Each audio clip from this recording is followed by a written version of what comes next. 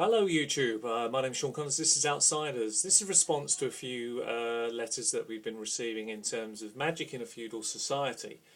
Now obviously I think guys what you need to be aware of, for those that have applied to this, is that is magic as written in a role-play game, would it break a feudal society down? Would it break the society down because it's overly powerful?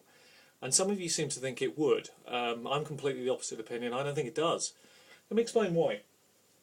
So when we take Pathfinder rules, same difference if you look at 3.5, and we take create food and water as a good example of one of the questions that was raised, we see that you can produce enough food and water to sustain 3 humans or 1 horse per level for 24 hours. So let's look at one cleric who's going to have to be 5th level, who let's say he is 5th level, okay? So that's 5 times 3, 15 people he can sustain out of a town. Now if you think about a town with a population of a few hundred, one cleric is going to be able to actually hold back a tide of problems. Now if we're talking about a cleric being able to sustain his party in the desert, why wouldn't he be able to at the right levels?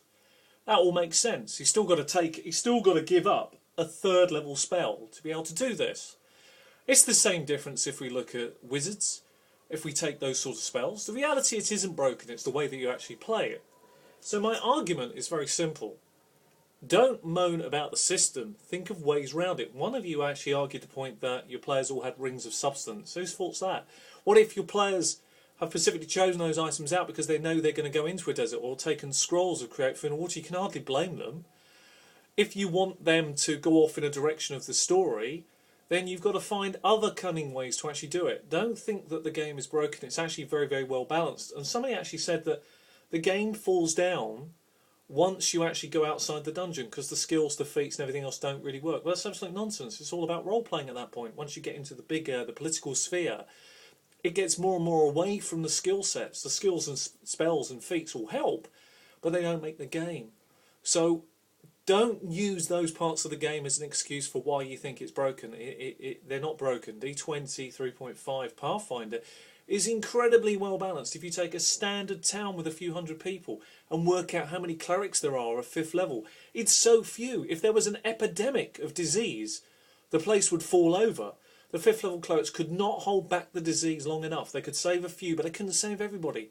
They would be so stretched, the resources so thin, that ultimately the disease would take hold. You're only limited by your imagination. Don't think the spells are broken. Think of ways round it that actually create problems. So for example, your players run out of, have got food and water substance. What if their animals die? Yeah? What if they don't have a good mode of transport? What if it's a magic dead area? So spells don't work. You're only limited by your imagination, yeah? Think about things in a unique way to challenge the way the game is, and you will get the best out of it. I thought I'd respond. This has been Outsiders. Take care of yourselves until the next time.